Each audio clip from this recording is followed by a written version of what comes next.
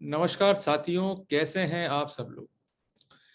हमेशा ही आप सबके लिए लीगल अपडेट लेकर आते हैं, पर आज कुछ नया लेकर आए हैं। मैं जयपुर राजस्थान से एक साइबर एक्सपर्ट से आप सबका आज परिचय कराने वाला हूं, जिन्होंने ट्रांसक्रिप्शन या एंटी करप्शन में जो वॉइस का छेड़छाड़ होती है, जिसको हम कहते हैं स्पेक्ट्रोस्कोपी, या सीडी की जो प्रॉपर्टीज हैं उसका स्पेसिफिकेशन, इस संबंध में जो है योग्यता हासिल करी है और काफी लंबे समय से A1 कंप्यूटर के माध्यम से आप अपनी सेवाएं जो है वो जयपुर में दे रहे हैं। साथियों, आज के टाइम जो है ये टेक्नोलॉजी का टाइम जो है हो चुका है, और चाहे मैटर पति पत्नी का हो, चाहे मैटर एंटी करप्शन का हो, या कई ऐसे मैटर जहां पर फोन की रिकॉर्डिंग जो है कर ली जाती है, तो वहां पर ट्रांसक्रिप्शन या साइबर एक्सपर्ट का रोल जो है काफी इंपॉर्टेंट हो जाता है। एक पक्ष तो ये कहेगा कि ये रिकॉर्डिंग जो है फला फला की है, वहीं दूसरा पक्ष ये कहेगा कि ये रिकॉर्डिंग जो है गलत है, या रिकॉर्डिंग जो है गलत तरीके से की गई है, या ये रिकॉर्डिंग जो है मेरी नहीं है। तो वहां पर कानूनी पैरामीटर क्या है, इसके साथ साथ साइंटिफिक पैरामीटर क्या है, इस पर हम आज चर्चा करने वाले हैं। अभिषेक जी, आपका बहुत बहुत स्वागत है। धन्यवाद अभिषेक सर। जी, चूंकि सोनी एरेना जो है ये शो कर रही है फर्स्ट टाइम, तो हमारा कंसेप्ट हम लेके चल रहे हैं कि जो हमारा गेस्ट है, अगर ये अपना परिचय खुद दे तो कम से कम अपने आप को ये बेटर एक्सप्लेन कर सकता है। तो अभिषेक जी, आप क्या करते हैं, आपकी डिग्री क्या है, इस बारे में हमारी ऑडियंस को बताएं। Definitely sir. सर, सबसे पहले मेरा नाम अभिषेक शर्मा है। प्रोफेशन से मैं साइबर एक्सपर्ट हूँ और ग्रेजुएशन में मैंने बीएससी इन आईटी किया है। इसके अलावा साइबर इंफोसेक स्पेशलिस्ट का मैंने कोर्स किया है, जिसमें साइबर संबंधित और जो ट्रांसक्रिप्ट का होता है ये चीज़ इसमें सिखाई जाती है। और पुलिस डिपार्टमेंट को और लीगल जो सर्विसेज हैं, मैं इसमें पिछले 2.5 साल से मैं अपनी सेवाएं प्रदान करता आ रहा हूँ, जिसमें कि सभी साइबर संबंधित जो अपराध होते हैं, जैसे कि हम सब जानते हैं कि जैसे ऑनलाइन फ्रॉड संबंधित अपराध हो रहे हैं, काफ़ी साइबर हैकिंग संबंधित आता है, उसके केसेस हमारे पास आते हैं। इसके अलावा लीगल ट्रांसक्रिप्ट के केसेस हमारे पास आते हैं। जी जी, देखिए, कई बार लोग ऐसा कहते हैं कि भाई साइबर एक्सपर्ट तो कोई स्पेसिफिक टर्म ही नहीं है किसी भी कानून के तहत। तो आप ये कैसा कह सकते हैं कि you are a cyber expert? क्या आपने कोई डिग्री हासिल करी है, या कोई डिप्लोमा आपने हासिल किया है, या ऐसा कोई काम आप एक्सपीरियंस बेसिस पे करते आ रहे हैं? मेरे पास जो डिग्री है साइबर इंफोसेक स्पेशलिस्ट की डिग्री है, जिसमें कि ये सभी चीजें सिखाई जाती हैं कि साइबर में अगर अपन जाते हैं तो इसमें क्या क्या चीजें आती हैं। फॉर एग्जांपल, अगर अपन एथिकल हैकिंग से बात करते हैं तो उसमें पूरा सिखाया जाता है कि कोई भी सर्वर है या कोई भी वेबसाइट है या कोई एप्लीकेशन है, उसको सिक्योर किस तरह से किया जा सकता है ताकि कोई भी पर्सन उसको हैक ना कर सके। और उसमें काफी सारी चीजें फाइंड की जाती हैं, जैसे कि उसमें खामियां क्या है, उसमें खामियां पता की जाती हैं कि जो भी वेबसाइट वगैरह है या कोई एप्लीकेशन है उसको किस तरह से सिक्योर कर सकते हैं। ये सारी चीजें इसमें आती हैं। देखिए, कई बार मैटर होते हैं पति पत्नी के बीच के, जी या कई बार मैटर होते हैं एंटी करप्शन के। तो जी जब क्लाइंट आपके पास में आते हैं, आपसे संपर्क करते हैं, तो आज समय चल रहा है कोरोना का, तो क्लाइंट का फिजिकली आना पॉसिबल नहीं है। तो क्या आप भी बिलीव करते हैं ई ऑफिसेस के अंदर या ई कम्युनिकेशन के जरिए आप वर्कआउट कर पाते हैं? बिल्कुल सर। मैं लास्ट ईयर जैसे कि कोरोना था और कोर्ट्स वगैरह बंद थे, तो जो भी प्रोटोकॉल थे मैंने वो प्रॉपर वे में फॉलो किए। इसी के साथ में जितनी भी मीटिंग्स मैंने अपने क्लाइंट्स के संग करी, वो मैंने जूम या व्हाट्सएप कॉल के माध्यम से मैंने मीटिंग्स करी। जो भी एविडेंस था वो मैंने वाया मेल मैंने मतलब मंगवाया, अपनी अपने मेल पर मैंने मंगवाया। और इसी के साथ में जो भी मतलब ट्रांसक्रिप्ट रिपोर्ट्स बनती हैं वो मैंने प्रिपेयर करके क्लाइंट्स तक किया। जैसे अगर किसी पुलिस स्टेशन में अगर सबमिट करनी है तो उनको मेल के माध्यम से या मैंने वाया कुरियर के माध्यम से मैंने उनके पास पहुंचवाई। देखिए, यूजुअली क्या होता है कि कई बार जब हम ट्रांसक्रिप्ट तैयार कर रहे होते हैं, जी तो उसमें किस किस की आवाज है, या किस किस व्यक्तियों के बीच में जो है बातचीत की गई है, तो जी अगर क्लाइंट कोऑपरेट नहीं कर रहा आपको, तो वहां पर आप किस जी तरह से जो है अपना वर्कआउट कर पाते हैं? तो देखिए, इसमें कई बार कई कंडीशंस ऐसी होती हैं, जैसे दो लोगों के बीच की बातचीत है, पहला पर्सन तो पेश करता हो गया बट वो सेकंड पर्सन का नाम नहीं देना चाहता है, तो उसमें फिर हम ये लिख देते हैं कि स्पीकर 1 के निवेदन के अनुसार जो द्वितीय व्यक्ति है, स्पीकर 2 है, उसका नाम इसमें नहीं लिखा गया है। यही चीज जो हम 65B का एफिडेविट देते हैं उसमें भी ये चीज लिखते हैं कि as per requested by speaker 1 name of speaker 2 is not mentioned over here. क्योंकि कई बार कई चीजें कॉन्फिडेंशियल भी वो रखना चाहते हैं, जिसकी वजह से ये चीज फॉलो करनी पड़ती है। कई बार ऐसा भी होता है कि क्लाइंट ने जो है आपको डॉक्यूमेंट भेजे और उसको कुछ करेक्शंस कराने हैं, तो उसके लिए फिर क्या प्रोटोकॉल्स जो है अडॉप्ट किए जाते हैं? सर देखिए, करेक्शंस का ये है कि जो भी ऑडियो रिकॉर्डिंग हम रिसीव करते हैं, भले वो डाइवोर्स मैटर में हो, 498 में हो, भले वो चेक बाउंस का मैटर हो, कोई रेप केस हो, या कोई एंटी करप्शन ब्यूरो का मैटर हो, तो सबसे पहले जो हमारा प्रोसीजर होता है ये होता है कि ऑडियो रिकॉर्डिंग हम रिसीव करते हैं। रिसीव करने के बाद उसमें एग्जामिनेशन करा जाता है कि इस पे कोई टेम्परिंग वगैरह तो नहीं है। टेम्परिंग यानी कि कोई छेड़ाखानी तो नहीं हुई है, कोई क्लाइंट ने अपने हिसाब से उसमें जो कंटेंट है वो उसमें कुछ एडिट करके तो नहीं डाला, या जो उसके खिलाफ कंटेंट जा रहा है वो तो उसमें से नहीं हटाया गया। सबसे पहले ये चीज चेक की जाती है। उसके बाद हम पूरा ऑडियो का देखते हैं कि ऑडियो की क्वालिटी किस तरह की है, क्योंकि कई ऑडियोज आते हैं जिसमें एक ही स्पीकर की आवाज आती है, अनदर स्पीकर की आवाज नहीं आती, तो उसकी ट्रांसक्रिप्ट नहीं बन पाती, क्योंकि इसमें जो वॉइस है दोनों स्पीकर्स की प्रॉपर आनी चाहिए। इसके अलावा हमारे पास कुछ टूल्स ऐसे भी हैं, फॉर एग्जांपल स्पीकर 1 की वॉइस बिल्कुल क्लियर आ रही है, सेकंड स्पीकर की वॉइस नहीं आ रही है, तो हम उन टूल्स के माध्यम से जो ऑडियो रिकॉर्डिंग है उसको क्लियर करने की कोशिश करते हैं। जितना ज्यादा उसका आउटपुट बेस्ट आ सकता है उसको क्लियर करके फिर उसकी ट्रांसक्रिप्ट प्रिपेयर करते हैं। आप जो ये रिपोर्ट तैयार करते हैं, क्या ये एविडेंस में एडमिसिबल है? कई बार ऐसा देखा गया है कि कोर्ट प्राइवेट एक्सपर्ट की रिपोर्ट को जो है एडमिसिबल नहीं मानती है, तो उस पर आपका क्या कहना है? सर देखिए, ऐसा है कि अगर कोई भी प्राइवेट एक्सपर्ट बिना 65B के अगर अपनी रिपोर्ट देता है तो वो कहीं पर भी मान्य नहीं होगी। 65B क्या है? As per Indian evidence act 1872 का जो अपना एक्ट है, उसमें कोई भी इलेक्ट्रॉनिक माध्यम से अगर कोई भी एविडेंस बनाया गया है, भले वो ऑडियो रिकॉर्डिंग है, वीडियो फुटेज है, कोई व्हाट्सएप SMS चैट कन्वर्जेशन है, कोई फेसबुक पोस्ट है, अगर आप कोर्ट में पेश करते हैं उसके लिए 65B का सर्टिफिकेट होना कंपलसरी है। अगर कोई भी साइबर एक्सपर्ट इसके बिना देता है तो वो इंडिया में नहीं, बाहर भी अगर कहीं भी वो सबमिट करते हैं तो वो मान्य नहीं होगा। अभिषेक जी, आपने कितने केसों में जो है रिपोर्ट दी है अपनी, अगर एक प्रोस्पेक्टिव सर हम मांग मोर लेते हैं? सर मोर देन मैंने अभी 350 केसेस में वर्क किया है विद इन लास्ट 2.5 years, और सभी में 65B भी दिया है। कई बार ऐसा भी होता है कि पुलिस थाने में भी बयान के लिए बुलाया जाता है, वहां भी मेरे बयान हुए हैं। कई बार कोर्ट में भी बयान के लिए बुलाया जाता है तो उसमें भी हम बयान ले जाते हैं। ऐसा कभी आपका एक्सपीरियंस रहा है, हालांकि मुझे नहीं पूछना चाहिए, प्रोफेशनल इशू रहते नहीं हैं, नहीं, बताएं कि प्लीज। कोर्ट ने जी। आपकी एविडेंस को जो है रिजेक्ट किया हो, या कोर्ट ने कहा हो भाई हम आपकी एविडेंस को नहीं पढ़ पाएंगे? नहीं सर, आज तक तो ऐसा नहीं हुआ। हाँ, पर एक एक रेप केस है जिसमें जो अपोजिट पार्टी थी उन्होंने ये कहा कि जो ऑडियो ट्रांसक्रिप्ट आपने बनाई है, हो सकता है इसमें आपने पार्टी के कहे अनुसार बनाई हो, क्योंकि आपने उनसे फीस ली है, मेरे बयान हुए थे।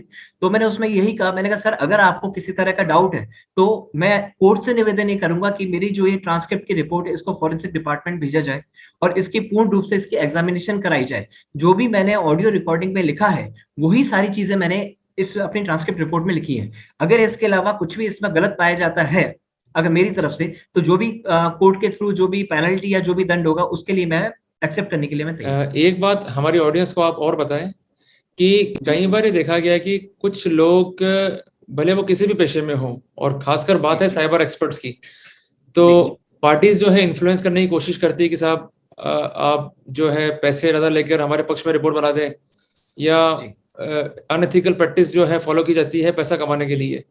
जी तो क्या जी A1 कंप्यूटर सेंटर भी ऐसी स्थितियों पर या ऐसे एथिक्स पर जो है वर्कआउट करता है? नहीं सर, आज तक तो किसी भी इस तरह की चीज पे हमने वर्क नहीं किया है। बिल्कुल आपकी बात का कहना बिल्कुल सही है। कई बार कई लोग आते हैं कहते हैं कि सर आप हमारे फेवर में रिपोर्ट बनाइए, तो उसमें सीधा एक जवाब होता है नो, हम इस चीज में आपकी कोई भी हेल्प नहीं कर सकते हैं। क्योंकि सर चीज ये होती है जो भी हम रिपोर्ट बनाते हैं, और मैं एक रिपोर्ट में नहीं कह रहा, मैं तो कोर्ट को खुद कहता हूं जो भी अगर केसेस हम दे रहे हैं, अगर आप चाहें तो आप कोई भी केस मेरे आज तक के जो भी हैं आप उनको फॉरेंसिक डिपार्टमेंट भेजिए।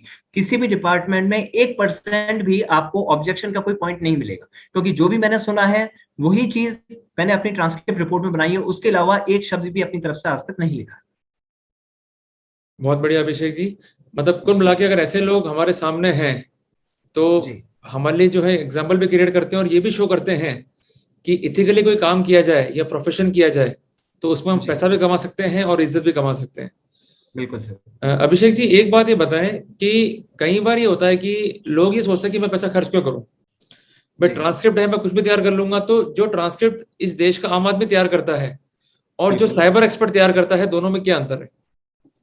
सर देखिए, आम आदमी का ये है, फॉर एग्जांपल अगर किसी पर्सन के ऊपर केस है तो हो सकता है वो अपने हिसाब से जो कंटेंट है वो अपने हिसाब से लिख दे, वो उसको कुछ मॉडिफाई करके लिख दे। ठीक है, अगर कल को कोर्ट में जाता है तो उसकी तो मतलब वो उसके ऊपर अगर कोई बात आती है वो कह सकता है या तो मैंने ट्रांसक्रिप्ट मैंने नहीं लिखी। एक तो ये चीज होती है। एक अगर किसी साइबर एक्सपर्ट के थ्रू कराया जाता है, डेट मीन्स वो एक गवर्नमेंट ऑथराइज पर्सन के थ्रू उसने बनवाई है। मेरी जो कंपनी है इसको गवर्नमेंट से लाइसेंस मिला हुआ है, उस पर ये चीज बिल्कुल लिखी हुई कि मैं लीगल एक्टिविटीज में मैं वर्क कर सकता हूँ। पहला पॉइंट तो ये है। सेकंड ये है कि जो भी चीज हम वर्क करते हैं वो बिल्कुल लीगल वे में करा जाता है। जो भी लीगल क्राइटेरिया है, प्रोस्पेक्टस है, उसके अंडर में किया जाता है। जो भी चीज सुनाई दी है, जो भी ऑडिबल हुआ है, उसी के हिसाब से लिखा जाता है। कुछ भी अपनी तरफ से हम नहीं लिखते हैं, ना ही क्लाइंट के कहे अनुसार कुछ भी चीज लिखी जाती है। क्योंकि कल को अगर कोर्ट में बयान होते हैं और चीज अगर गलत पाई जाती है मेरी लिखी हुई, तो उसके लिए क्लाइंट जिम्मेदार नहीं होगा, उसके लिए मैं जिम्मेदार। जो आपको सीडीज या जो इलेक्ट्रॉनिक एविडेंस है जो प्रोवाइड की जाती है, जी तो आप उससे ही अपना वर्कआउट करते हैं या अपने हिसाब से नई सीडी तैयार करके आप जो है वर्कआउट जो है करते हैं? सर देखिए, इसमें मैं आपको प्रोसीजर पूरा बताता हूँ। जब भी हमारे पास कोई एविडेंस आता है तो हमारी सबसे पहली प्रायोरिटी ये रहती है, जिस भी डिवाइस में रिकॉर्डिंग की गई है उसी से हम डेटा रिसीव करते हैं। उससे ये होता है कि अगर मेन डिवाइस से अगर रिकॉर्डिंग रिसीव करते हैं तो उसका डेट और टाइम और जो मोबाइल नंबर आता है उसमें सबसे पहली चीज वो आती है। सेकंड ये है, कई बार ये देखा जाता है कि अगर आप व्हाट्सएप के थ्रू डेटा आप शेयर करते हैं तो रिकॉर्डिंग का नेम चेंज हो जाता है, उसका साइज चेंज हो जाता है। थर्ड चीज ये है, जब भी हमारे पास कोई डेटा रिसीव होता है तो हम अपनी खुद की सीडी बनाते हैं और उस सीडी को सील कर कर कोर्ट में पेश किया जाता है। सील करने का रीजन ये है, जैसे मेरे पास अगर कोई एविडेंस आया है, वो मैंने ट्रांसक्रिप्ट बनाई, मैंने अपने एंड से अगर ओपन करके अगर क्लाइंट को दे दिए, तो हो सकता है कि क्लाइंट उसमें कोई एडिटिंग करके उसको कोर्ट में सबमिट कर दे। इस वजह से जो भी एविडेंस की सीरीज आती है उसको हम सील करते हैं। जो भी ट्रांसक्रिप्ट रिपोर्ट्स होती है, हर एक पेज पर हमारे कंपनी ऑथराइज जो रिप्रेजेंटेटिव है उनके सील एंड साइन किए जाते हैं। सीडी जो होती है वो एनवेलप में सील की जाती है। उसके बाद में उस पर सील साइन एंड डेटर से डेट डालकर उसको कोर्ट में सबमिट किया जाता है। नहीं, बहुत अच्छा प्रोटोकॉल है, और ऐसा अगर प्रोटोकॉल जी लिया जाएगा तो वास्तव में जी एविडेंस जो है वो डाउटफुल भी नहीं होगी, और जो उसका रिजल्ट है वो काफी हद तक बिल्कुल जो है पार्टीज को अच्छा मिलने वाला है। बिल्कुल सर। अभिषेक जी, एक बात और जानना चाहेंगे आपसे हम्म, कि जब भी डिस्प्यूट होंगे हस्बैंड वाइफ के, तो कई जी बार देखा गया भाई कोर्ट सम्मन नहीं करती एक्सपर्ट को, तो वहां पर जी अगर जिस पार्टी ने आपको एविडेंस दी है, क्या उसके जी इंस्टेंस जी पर भी आप बगैर सम्मन के भी कोर्ट जा सकते हैं, या कोर्ट का सम्मन ही आपके लिए रिक्वायरमेंट होता है? सर, कोर्ट का समन रिक्वायरमेंट होता है इसमें। क्योंकि अगर कोर्ट को लगता है कि साइबर एक्सपर्ट हैं या जिन्होंने भी ट्रांसक्रिप्ट रिपोर्ट बनाई है उनको बुलाना जरूरी है, और उनके बयान लेने के बाद में ही आगे जो कोर्ट है वो अपने जजमेंट पर जाएगा या कोई फैसला लेगा, तभी कोर्ट हमें बुलाता है, अदरवाइज कोर्ट नहीं मेरा होता। ये कहना है कि जो गवर्नमेंट एक्सपर्ट्स होते हैं, जी कई बार वो कोर्ट में नहीं आ पाते हैं, उसके बाद भी उनकी रिपोर्ट जो है वो एडमिसिबल होती है। जी। तो अगर किसी मैटर में आप नहीं जा पाए, तो क्या आपकी हम्म। रिपोर्ट भी उस पर्सपेक्टिव में उस मैटर में एडमिसिबल होगी? सर, उसमें एडमिसिबल नहीं होती है, क्योंकि उसमें हो सकता है कि कोर्ट ये मान ले कि ये पर्सन डिफॉल्टर है जिन्होंने बनाई है, और ये कोर्ट में आने से डर रहे हैं। आज तक कभी भी ऐसा चांस नहीं हुआ कि जब भी मेरे पास कभी कोर्ट से या पुलिस थाने से जब भी कॉल आया है कि आपको बयान के लिए आना है, तो मेरी फर्स्ट प्रायोरिटी यही रहती है कि उस जो भी मुझे समय दिया गया है, वकील कोर्ट के थ्रू दिया गया है या पुलिस के थ्रू मुझे दिया गया है, तो मैं उस समय पर कोर्ट में या पुलिस थाने में मैं हाजिर होता हूँ। और जो भी बयान में जो भी मुझसे बातचीत मतलब वकील जो भी अधिवक्ता के थ्रू या जज साहब के थ्रू पूछी जाती है, उनका प्रॉपर रेस्पॉन्स करा है मैंने। आज तक कभी ऐसा चांस नहीं पड़ा कि कोई भी डेट या फिर कुछ ऐसा मैंने मिस किया उसे। जी अभिषेक जी, और एक इंपॉर्टेंट पर्सपेक्टिव निकल के आता है आजकल एंटी करप्शन का। जी आजकल ये देखा जा रहा है कि एंटी करप्शन ट्रैप करती है, और उनका पूरा ट्रैप जो है डिपेंड है सीडी के ऊपर। बिल्कुल सर। क्या आपकी लाइफ में ऐसा कोई एक्सपीरियंस देखा आपने कि सीडी में जो है छेड़खानी की गई हो एसीडी के द्वारा, या आवाज किसी और की थी, लगा किसी और की थी? तो इस तरह का कोई एक्सपीरियंस है तो शेयर करें। बिल्कुल सर, मैं एक एक्सपीरियंस शेयर करना चाहूंगा। मेरे पास एक मैटर आया था। उस मैटर में ये था कि जो पर्सन थे उनकी उनको जो एसीडी ने सस्पेंड किया था, उनको किया था 1/10/2018 में सस्पेंड किया था। ठीक, जब मेरे पास सीडी आई तो सबसे पहले मेरा वर्क रहता है उस सीडी का एग्जामिनेशन करना कि उस सीडी में डेट और टाइम क्या दिया गया है। फॉर एग्जाम्पल, जो पर्सन है उनको जिस भी डेट को उनको ट्रैप किया है, और जो एसीडी ने मान लीजिए टाइम उस अपनी शीट पे लिखा है 5 बजे, सीडी बनाई गई है मान लीजिए 7 या 8 बजे बनाई गई है, क्योंकि सीडी यहाँ से भी गिरफ्तार किया गया है, उसके बाद अपने एसीडी ऑफिस आते हैं, फिर सीडी बनाने में करीबन मतलब पूरे प्रोसीजर में 1-2 घंटे का टाइम आप मान सकते हैं। तो हम जब चेक करते हैं, सबसे पहले डेट ऑफ टाइम चेक करते हैं, उसमें जो टाइम आ रहा था 1/1/1995 का आ रहा था। और जो पर्सन है उनका ये कहना था कि मैंने जो ज्वाइनिंग की है, मैंने 2000 में ज्वाइनिंग की है, तो 1/1/1995 में मेरी सीडी कैसे बना दी उन्होंने। तो उस केस में मैंने सिर्फ अपनी रिपोर्ट में यही मैंने लिख के दिया, सबसे पहला चीज की जो ऑडियो जो डॉक्यूमेंटेशन में पुलिस के थ्रू जो डॉक्यूमेंटेशन बनाया गया है उसमें अरेस्ट का डेट और टाइम दिया गया है, और सीडी का जो डेट और टाइम दिया गया है वो गलत है। दैट मीन्स जो सीडी है ये सही नहीं बनाई गई। हमारा एक प्लस पॉइंट तो इस पे ये हो गया। सेकंड प्लस पॉइंट ये रहता है सर, एंटी करप्शन ब्यूरो के जितने भी मैटर्स आते हैं उसमें कोई भी ऑडियो रिकॉर्डिंग कभी भी क्लियर नहीं आती है। जो एसीडी के द्वारा जो ट्रांसक्रिप्ट बनाई जाती है और जो हम ट्रांसक्रिप्ट बनाते हैं उसमें काफी सारे चेंजेस होते हैं। 90% तो मैंने देखा कि वो मैच ही नहीं होता है, जो उनके द्वारा बनाया हुआ कंटेंट है और जो हमारा कंटेंट है। क्योंकि कई बार ऐसा देखा गया है कि एसीडी शायद अपनी तरफ से कुछ लिख देता है उसमें, जो आरोपी है उसको उसने ये बोला है, परिवादी जाता है आरोपी के पास, परिवादी कहता है कि भाई आप मेरा ये काम कर दीजिए और आप इतने पैसे ले लीजिए, और जो आरोपी है उसका स्टेटमेंट ये होता है कि भाई जो प्रोसीजर है उस प्रोसीजर के तहत ही आपका काम होगा। जो परिवादी है वो वापस आ जाता है, एंटी करप्शन उसको किसी भी तरह से जबरदस्ती फंसाकर, और उसमें ये लिख देते हैं कि जो आरोपी है उसने हमसे इतने पैसे मांगे ये काम करने के लिए। फिर जब हम अपनी ट्रांसक्रिप्ट बनाते हैं तो उसमें हम जो भी बात हमें सुनाई देती है हम वो चीज लिखते हैं। अगर कोई बातचीत अगर अस्पष्ट होती है तो वहां पे साफ साफ लिख दिया जाता है कि अस्पष्ट वार्तालाप, और उसका हम डिक्लेरेशन भी देते हैं कि अस्पष्ट वार्तालाप को डॉट डॉट डॉट से हमने इंकित किया गया है, अतः जो ट्रांसक्रिप्ट हमने बनाई है इसको ही फाइनल माना जाए। तो कुल मिला के मतलब अगर कोई व्यक्ति साइबर एक्सपर्ट से कोई अपने एविडेंस तैयार करवाता है, एविडेंस मींस ट्रांसक्रिप्ट या कोई भी उसकी ओपिनियन है, तो वहां पर सबसे बड़ा फायदा उसको ये होने वाला है कि जो उसके दिमाग पर या उस पर जो लीगल जो है बर्डन आने वाला है वो हट गया, सारा बर्डन जो है आप पर चला गया। और जो भी स्थितियां होंगी प्लस माइनस या जो भी लाइबिलिटीज होंगी वो सब होंगी आपकी। तो कुल मिला के इसमें फायदा ही है, नुकसान कुछ भी नहीं है। बिल्कुल। एक चीज बताना चाहूंगा सर, जो 65 बीकॉम सर्टिफिकेट इशू करते हैं उस पे हम साफ ये चीज लिखते हैं कि जो भी ऑडियो रिकॉर्डिंग में मैंने ऑडियो रिकॉर्डिंग, वीडियो रिकॉर्डिंग या डिजिटल मीडिया से संबंधित जो भी एविडेंस मेरे पास आया है उसमें हम यही लिखते हैं कि इसका पूरा हमने एग्जामिनेशन करा, एग्जामिनेशन करके ही हमने बनाया, और इसमें किसी भी तरह की कोई भी छेड़खानी नहीं। ये चीज हम उस पर साफ लिख के देते हैं। तो इसका सीधा सा मतलब ये है कि साइबर एक्सपर्ट की ही जिम्मेदारी है इस चीज की कि आगे अगर कुछ भी होता है, उस पर अगर कोई भी डिफॉल्ट होता है, मान लीजिए जैसे मैंने कोई रिपोर्ट बना की थी और सीडी में जो कंटेंट था वो ट्रांसक्रिप्ट से अगर मिसमैच होता है तो उसके लिए रिस्पॉन्सिबल हम ही होंगे, क्लाइंट रिस्पॉन्सिबल नहीं होगा। तो कुल मिला के मतलब हर क्लाइंट को ये चाहिए कि जब वो केस लड़ रहा है और उसके पास इस तरह की एविडेंस है तो कम से कम एक्सपर्ट की राय लें, तो उससे काफी हद तक आपको इजी हो जाएगा। और कुछ गड़बड़ी हो भी गई तो जिम्मेदारी जो है एक्सपर्ट की होगी, आपकी कोर्ट में नहीं। बिल्कुल।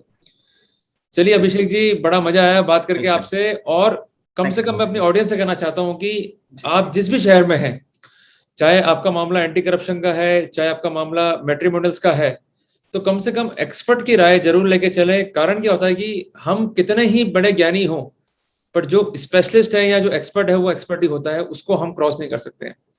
तो अभिषेक जी आपका बहुत बहुत धन्यवाद, आपका हमने कीमती समय लिया। धन्यवाद सर।